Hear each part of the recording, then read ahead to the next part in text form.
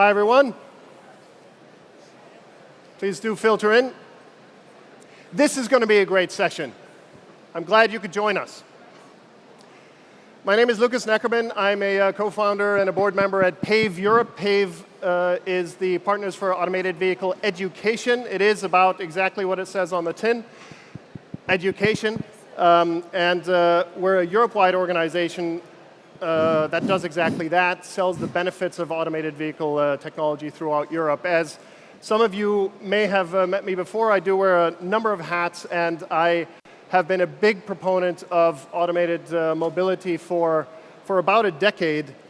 Here today at Move, I'm thrilled that we've really assembled a truly global group of leaders in autonomous tech, covering both the movement of people and goods. So it's a global group. We have people, we have goods. This is a fantastic panel. The companies represented on this panel are on their way to generating tens of billions in economic value, not to mention other benefits such as saving millions and millions of lives, and they're all on their way to creating new opportunities to move people and goods across the world. So what's not to like? We have on my right, your right, same, actually. On the right-hand side, we have Gavin Jackson. He's CEO of Oxa, really a UK hero in the race for automated mobility. His focus at Oxa is a bit more now on off-highway applications, so we'll dive into that. We have Helen Pan, who is General Manager and member of the Board of Directors at Baidu. We have Kathy Winter, COO of May Mobility. Welcome to London, coming to us from the US. And then we have Pierre Pomper, who is the Chief Commercial Officer of Einride, who focuses on freight. I'm going to join the panel now, and we're going to get right into it.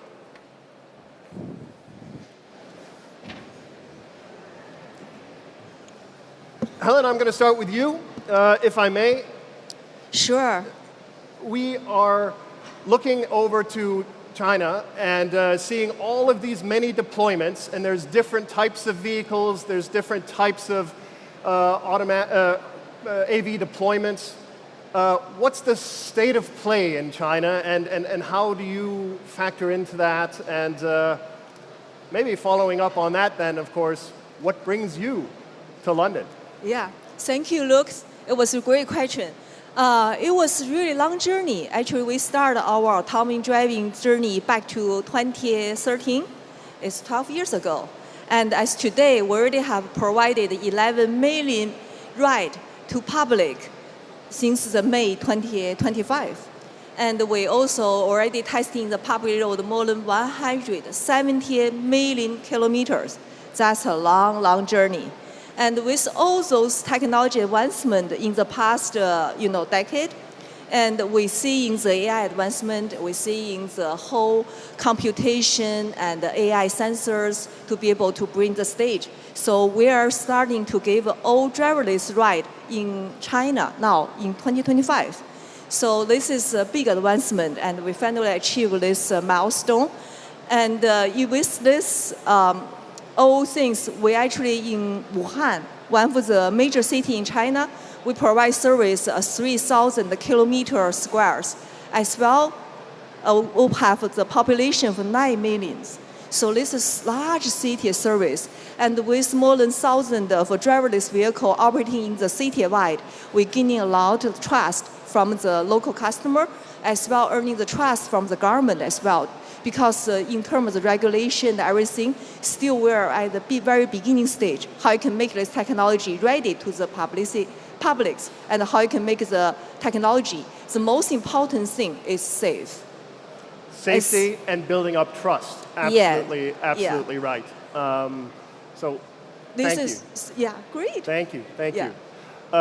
Kathy, you come to us from the US. There's been a flurry of activity from May Mobility. You had an announcement at CES, a partnership with Technobus. You have, of course, a couple of announcements now that you've made with Uber and Lyft. You're, I think, quite well known in the US now, perhaps a little bit less well known here in Europe and the UK. tell us about your plans and what we can learn from you. Yeah, sure, thanks. Well, thank you for inviting us here. And yes, things are really heating up in the US. That's probably the best way to say it. You used to only really see AVs driving around in really warm, nice, easy environments, right? So San Francisco, maybe Phoenix. The great thing now is you really can see autonomous vehicles all over the US in different weather, whether it's snow. For example, we do the service in Grand Rapids, Minnesota. They'll have 4 or 5 feet of snow year round. Ann Arbor, Michigan, we just recently went driver out. So for those of you think Ann Arbor is Detroit, Michigan. So 4 seasons all the time, and most of them terrible. And then, around the U.S. in many different places. I think the big thing that's changed is the regulatory environment's getting easier for us in the U.S. as people become more and more familiar with what autonomous vehicles can do. The trust, now that you can go to so many cities and see either May deployments, because I think we've been in 19 different cities we've operated now, including 3 in Japan. The trust is there. People are starting to see it and not freak out. It's really interesting when we go to a new city, set up operation, the first time someone sees a driverless vehicle, everybody stops, they have their cell phones out, they're taking photos. But then after you're there for a few months, all of a sudden it's very boring. Okay, they don't even notice, right? And they shouldn't notice. They should blend in and be driving safely and just like any other vehicle. So we're really excited about how this is really exploding this year. I think for us, we started in B2G with the governments, and this announcement with Lyft and Uber are a way to really scale. And the other thing I would mention is bringing in new platforms like Technobus, not just the Toyota Sienna, which is a fabulous partner and vehicle, but we need a mix. We do different sizes, wheelchair accessible, et cetera. So very exciting space for us. I think that's a really, really interesting one. Pierre and Gavin, we'll get to the off-highway and logistics applications in just a moment. I do want to dig a little bit deeper because here in Europe, we've literally had hundreds and hundreds of pilots. Even just in the UK, we've had dozens of pilots, and a lot of those have focused on multi-passenger vehicles, shuttles, larger vehicles types. What we see in the US and also in China is more robo-taxis, and there's perhaps a little aversion towards robo-taxis in European cities. So as you perhaps even look to Europe, would it be fair to say your ambition or intention would be to roll out robo-taxis, or would it be to explore different vehicle types? Well, that's a great question. So we actually started, our roots are in rideshare. And one of the reasons we use a Sienna van, for example, is because you can fit 4 or 5 riders in there. Or if it's wheelchair accessible, we can still have a caregiver or a family member. There's room for 2 passengers plus a full-size wheelchair. So we actually, our roots are in rideshare. This move to take on ride hail is just a different way to scale. We see the need for accessible transportation for folks everywhere, whether it's public transit or not, and we want to reduce the amount of dependency on car ownership. It's really expensive, and a lot of people can't afford to have multiple vehicles that they serve. So I see both as being super important. Thank you, Kathy. Yeah, so actually, this is a really good question.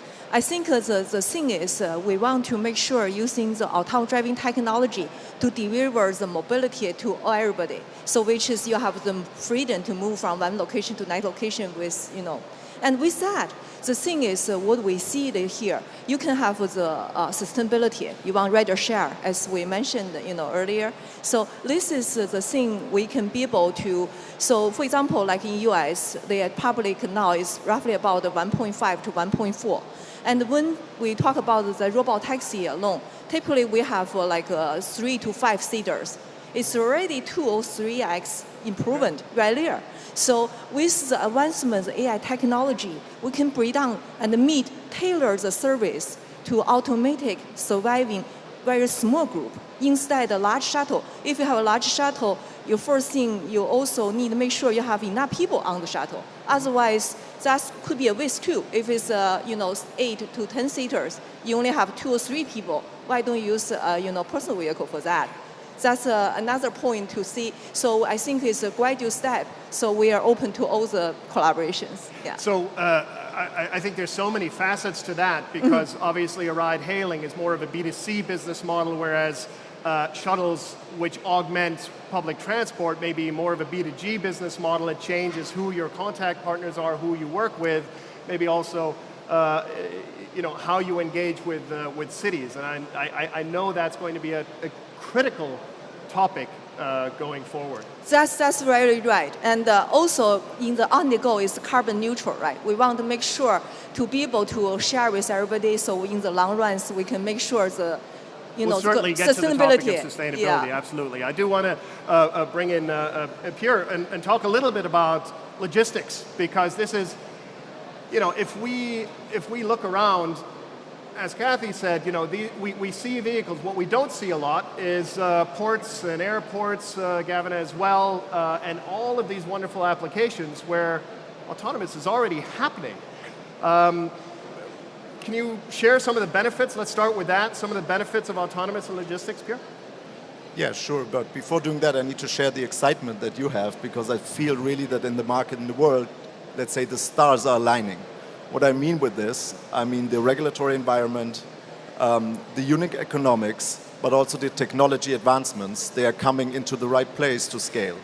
And that's especially ready for logistics freight that can be scaled in these terms as well. You mean right now, everything is coming together? Everything is coming together.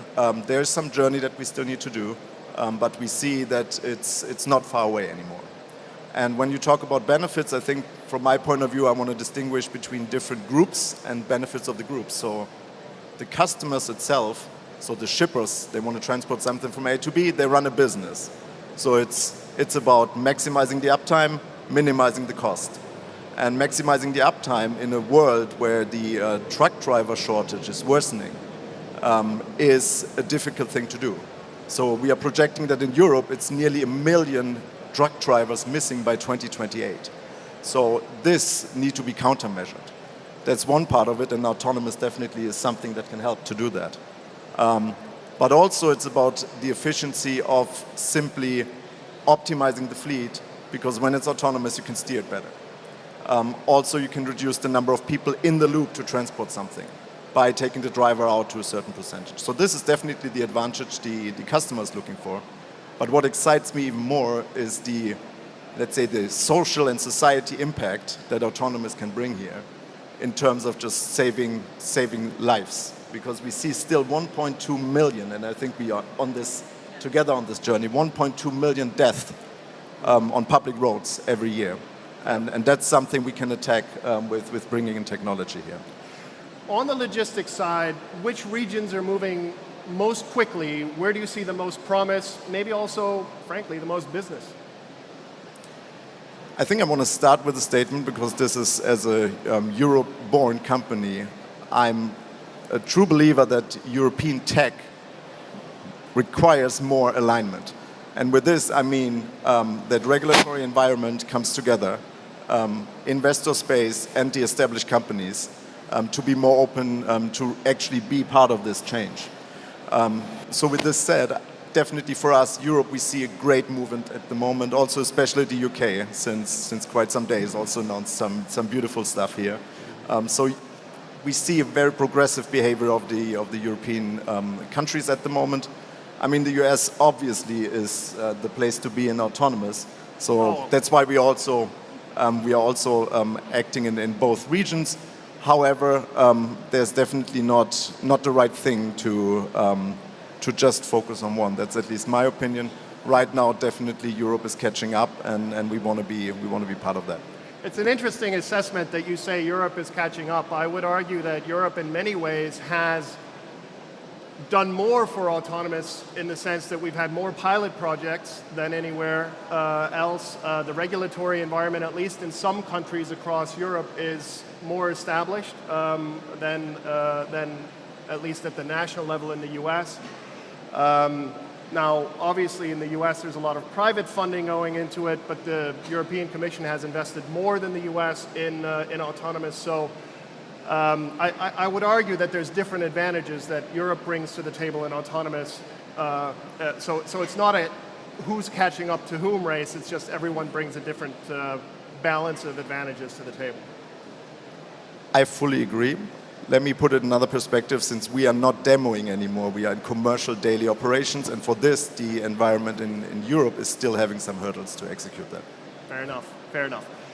But speaking of Europe and the UK, Gavin, I do really want to bring you on into this. You focus a lot more on ports and airports and other defined environments. Can you tell me a little bit about some of the projects, A, that OXA is working on, and B, how you can then apply those learnings into other environments as well? Thank you. Yes. Again, I want to share the excitement of everybody else on the panel so far about where the whole space of autonomy is moving. And we were founded in 2014 with a vision for universal autonomy. And I have to say, Google is one of our investors, and we want to be like the Android for autonomy. We want to be that single technology platform that enables all manner of different applications of autonomy on-road or off-road. We're kind of agnostic to those things. However, I do think that the narrative needs to and is now shifting not towards technology and architectures and such like. It's moving more towards actually what problems are we trying to solve. And Pierre made this point a moment ago about we're a business-to-business enabling technology. And if you look around you right now, everything that you see, the things that you're sat on, the microphone that I'm holding, everything either shipped or flew, and at some point has had to move about the world. So this is critical infrastructure. It's critical mobility in a way that we don't experience from things like passenger transportation. And incidentally, we love passenger transportation. We are live in the US with shared passenger transportation. But we think that the problem that needs solving the soonest is adding more capacity to logistics, to critical infrastructure, to ports, to airports, to the shipping lanes, to all the things that make the things that you're sat on, this microphone that I'm holding, sort of execute the value chain. That's where we're focused, and that's why this universal autonomy platform that we're working on now is ushering in what we consider to be the industrial mobility automation space. It's a new area that we're pioneering that's at the sort of the interface or the intersection, if you will, between physical AI and business process automation. The reason for that is that the companies that we serve, they all have giant fleets. They all service that need to move goods around the world. And they all have optimization initiatives. So autonomy really is inevitable for companies that move and ship goods around the world. So the programs that we have right now are really about enabling customers to take that from the early stages of deployment all the way through to what we refer to as fleet-wide autonomy. And that's kind of the stages that we're in now in ports and in airports and in factories and energy plants and anything that is industrial. You have a business model that's called autonomy as a service. Can you just explain that to me? And then we'll move on to your business model, which is similarly named Freight as a Service. So I do want to do a compare and contrast here. Absolutely. So I'm sure that there's some similarities here. I think what we've realized is, it's a bit about the narrative shift, actually, and that the narrative has been about technology and architectures, and now it's moving to how do you actually onboard this technology at scale. And autonomy is an entirely different operating model for a fleet operator. We can't assume that the large shippers and port operators and airport operators, we can't assume that they have teams and the ability and the operating processes to onboard autonomous systems. And so, and nor do they want to pay for or have the patience for integration, right? They don't want to integrate solutions. And so the autonomy as a service business model is really a reflection on the fact that customers need help to onboard autonomy and to really kind of hold their hand all the way through to fleet-wide autonomy to really maximize the benefit of it. It's a little bit like in a former life, I was early in the cloud computing space. And in the early stages of cloud computing, we all would tinker on the edges of the cloud and things like this. But to really get broad adoption, you really needed to lean into the customer really understand and form a new operating model with them. And that's kind of what we're doing. We're playing that role with customers, with fleet operators, to help them onboard fleet-wide autonomy. Autonomy as a service, freight as a service. What's the business model there? I think freight as a service, to simplify it, is moving goods from A to B. So this one is per se technology agnostic. But I can tell you what we think, what we do, what we bring to the table, which is more or less the full value chain from bringing something from A to B. We do this with manned electric vehicles, so we only do it electric. We do it with manned electric vehicles across the globe to learn and to also scale right now. And we do it autonomously. For the autonomous operation, of course, you need several things. You need the autonomy software, but you also need a vehicle which is capable of doing that. For this, we developed the eBot, our AV, which is cabless. And you need a control tower, which I think is equally important, which is the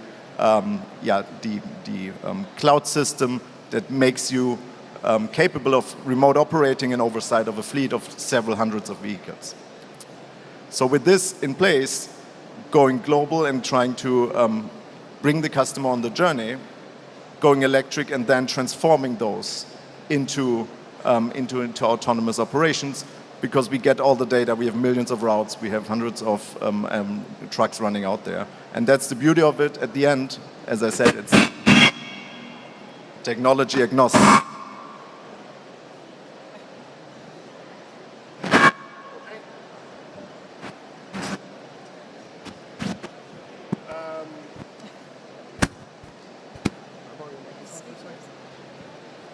I'll continue on with this microphone. Maybe we'll turn mine off. It seems to be causing the issue. Cost of the vehicle itself still is an issue. There's a lot of kit on one of these vehicles. And maybe creating an as-a-service business model changes that model. Cost is about the supply chain. And I'm going to look to you, Alan, on this one, because I think you're doing quite a lot in terms of driving down the cost by addressing every element of the supply chain. Could you tell me how much is an Apollo Go, and how do you manage that supply chain? Okay, that's a really good question. Actually, I will start this talk. Where we are entering. You look at it. You have the China market, and China market is really tough market. Comparing to US and the European market, the cost of living in China, you take a taxi ride, you pay 2.6 yuan per kilometer. That's equivalent roughly about 0.6 $6 to $7 per mile. That's really low compared to what you pay in US and what you pay in here. I just had taxi in London yesterday. So to compare that, that's why, because the market ship us, so we have to really go low cost, extremely low cost. Because when you deliver this driverless capability, you have to cheaper than a human driver, whatever they can deliver. So because that reason, so we actually providing the things is 30,000 total in dollars, then the total cost. And to do that is not a trivial task. From all the ground up, because of auto driving, you need working closely with OEM to get the vehicle, the EV vehicle, to be low cost, and also autonomous driving ready. So you have the driver-by-wire system to providing the braking and the steering, always redundancy and the functional safety where you need it. On top of that one, you have the AI hardware, which is including computation systems and the variety of sensor, LiDAR, radar, camera, and navigation system. All of them, the price going down and technology shift in the past 10 years is quite a lot. As well with the AI technology, look at the AI technology, the cost per top is going down 1,000 times, with the past. It's going down a lot. With all those advancements, make us available, bring this technology to everybody to deliver the driverless capability. That's not trivial. So early deployments, both in China and the US, had probably as many people behind the scenes of a driver-out vehicle as they had actually a ride-hailing vehicle. So all of that effort that goes into basically what an Uber or Lyft driver does, cleaning the vehicle, maintaining the vehicle, charging the vehicle, registering the vehicle, the fleet management, et cetera, it doesn't go away. it just goes somewhere else. And so some of that back office operation is a real opportunity on the one hand, but it's also a real cost. And I'm just wondering, when do we get to the point, how many vehicles does one telemonitoring person have to have for ride pooling to become cost effective vis-a-vis a human operation? Kathy? Maybe I can. Is it on? There we go. Well, in the U.S., the cost of a driver is very expensive. That's one part.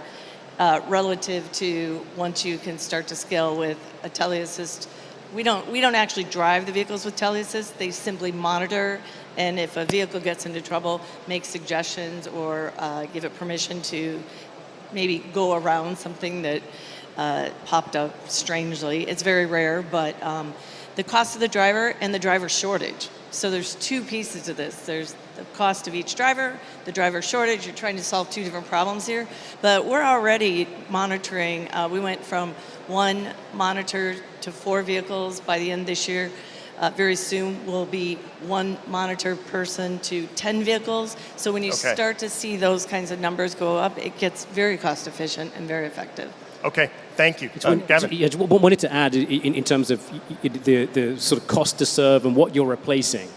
And one of the things that we like about the industrial space is that it's difficult to charge a consumer for all of that background cost, all of those things that you're sort of referring to. It's difficult to charge a consumer, $200 for what is ordinarily a $10 fare or equivalent.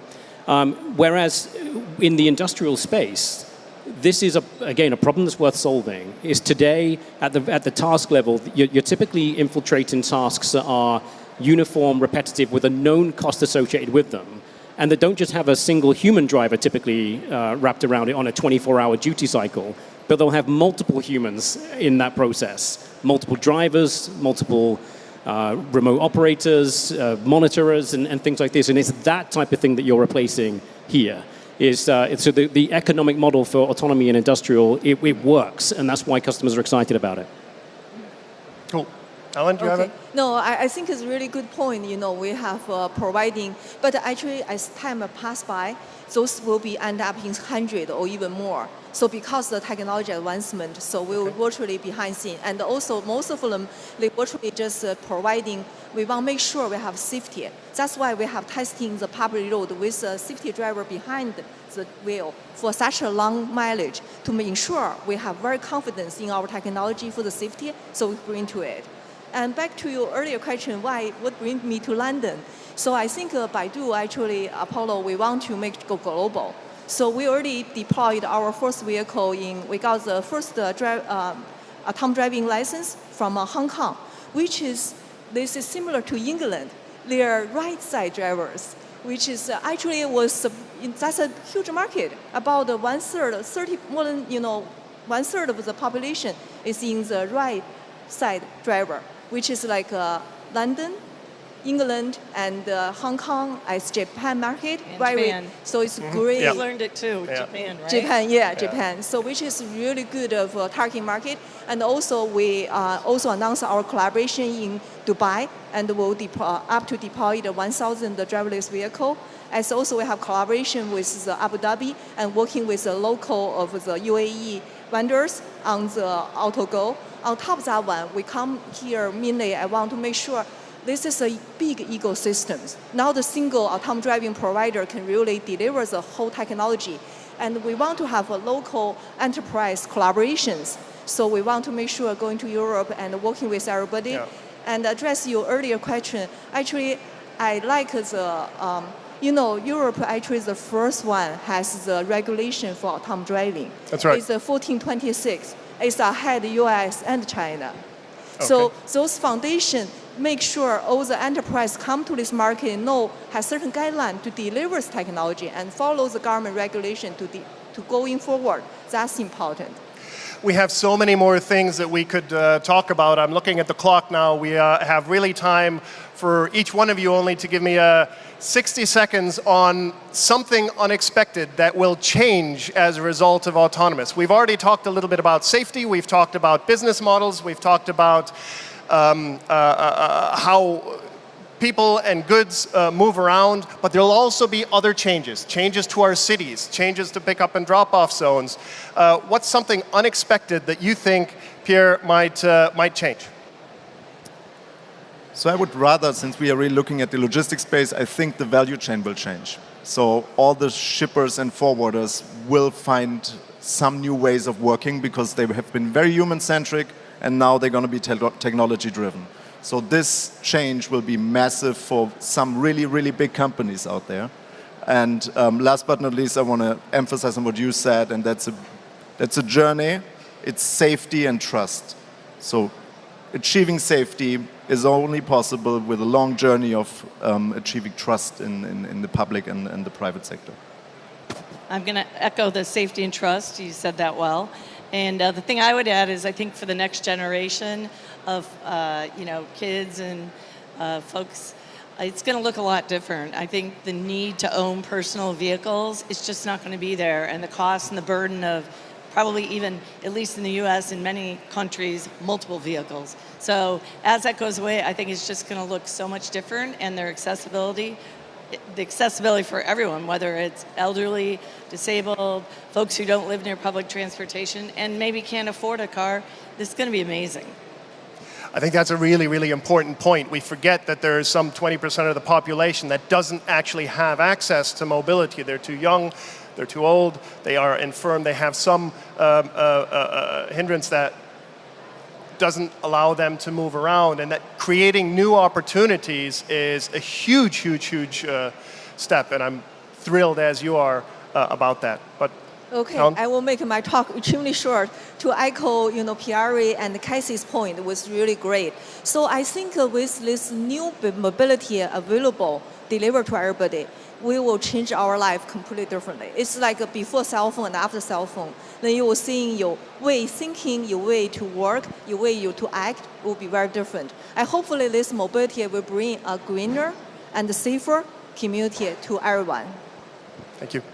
Yeah, and in the context of goods movement, we're going to be seeing over the next number of years exponential growth in demand of movement of goods and a crumbling infrastructure and capacity to support that demand. And so autonomy is going to be onboarded a lot faster, we think, in these industrial spaces than first anticipated. And I would forecast right now that over the next 5 years, I think the first large-scale fleet operators will announce fleet-wide operations over the next 5 years. That's my forecast. Fantastic. So many more changes. I also am just envisioning what our cities will look like when, indeed, fewer people own cars. We can already see that in a lot of European cities, such as London. Fewer than 50% of the people own cars, and even fewer will, because they will have new opportunities to get around, and safer, hopefully cheaper. We're out of time. Thank you so much, Pierre, Kathy, Helen, Gavin. Please, everyone, give this panel a round of applause.